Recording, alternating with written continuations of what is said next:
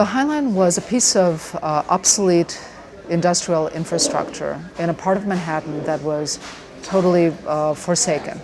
And the administration that preceded Bloomberg as mayor wanted to demolish it because all of the property owners around felt that it would increase their property values if it was destroyed. There's a group of very young people, it was a ground-up activist project, realized that maybe just turning the High Line into a public park could be something that would be a catalyst for the growth of that part of the city. And they brought it also to the city, same administration, it's a fantastic administration that's very progressive. And then we got involved very, very early on into this project with James Corner and Pierre Rudolph and a group of collaborators. But what we saw on the High Line was this ruin. Basically, it had been sitting since 1980, fallow, with nobody could come up. It was illegal to come up. And all of these seeds that would be airborne seeds or coming off of the shipping containers or the train containers would just fall off, and it would be self-seeded. And so what happened was that this very, very strange landscape started to form, and a whole ecosystem around it.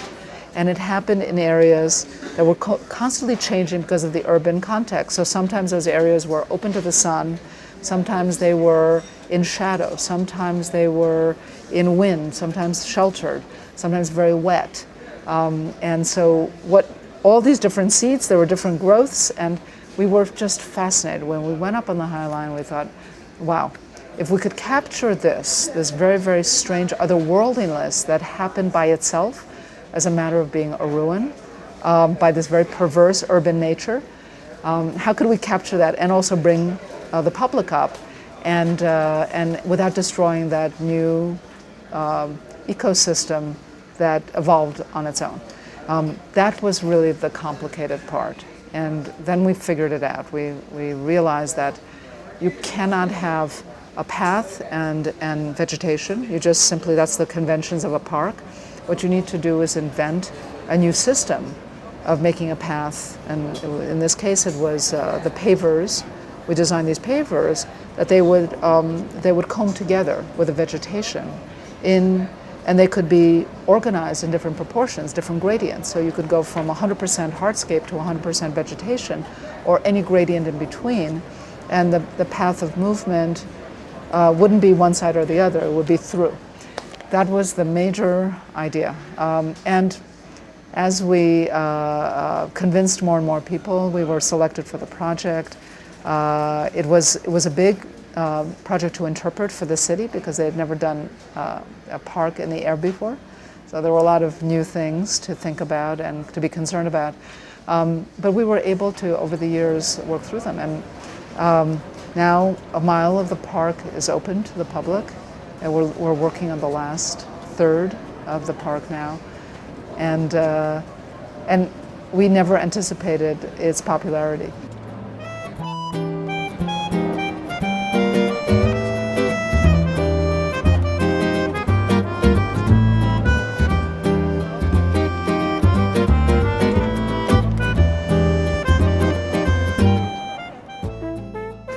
Not only is it extraordinarily popular worldwide, but now there's a kind of viral effect. There are High Lines happening all over the world, and also there's a huge amount of growth in this part of Manhattan as a result of the High Line. So the hypothesis that a really strong amenity, public amenity, could actually change the economics of a whole area really proved to be true.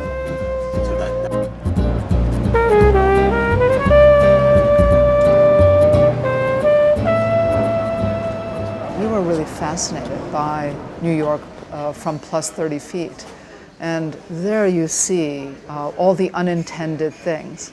You see the blank party walls. You see, of course, the train was depositing meats and foodstuff and light industrial to loading docks. So you see these loading docks and garage doors up at 30 feet.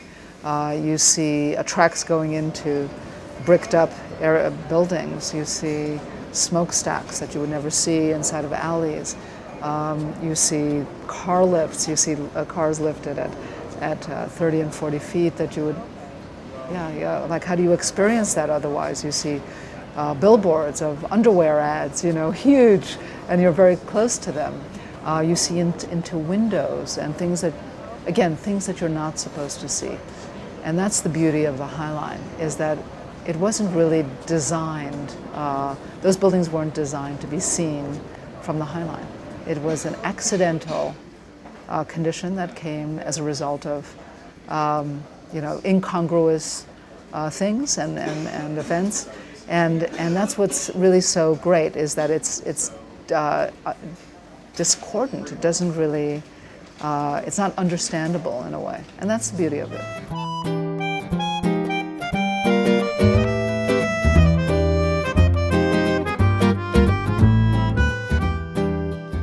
One of the most important things was that the High Line, if it's about anything at all, it's about nothing.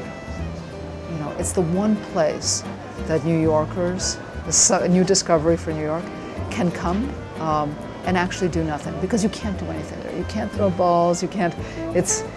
You can't bring your bicycle or your rollerblades, or you can walk. You can sit, and New Yorkers that are always very productive and are filling every moment with their lives, either at work, or if they're not at work, they're burning calories. Or if they're not burning calories, they're walking their dog, or they're doing something, and it's always, or texting using their devices.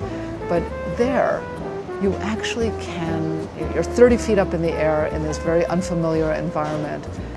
You really kind of let go.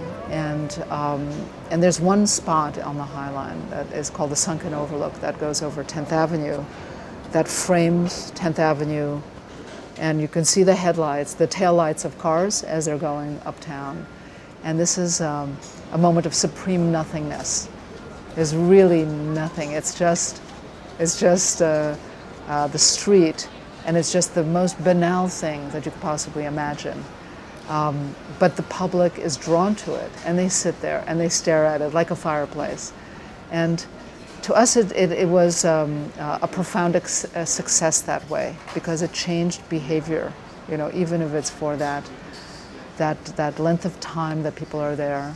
And New Yorkers really love it. So we consider it a success, because not only do visitors love it, but it's part of New Yorkers' lives. Oh boy, would I have done anything differently on the High Line? I'm not sure that I would have. I think that part of the beauty of what's there and what we made was that it came out of sheer naivete.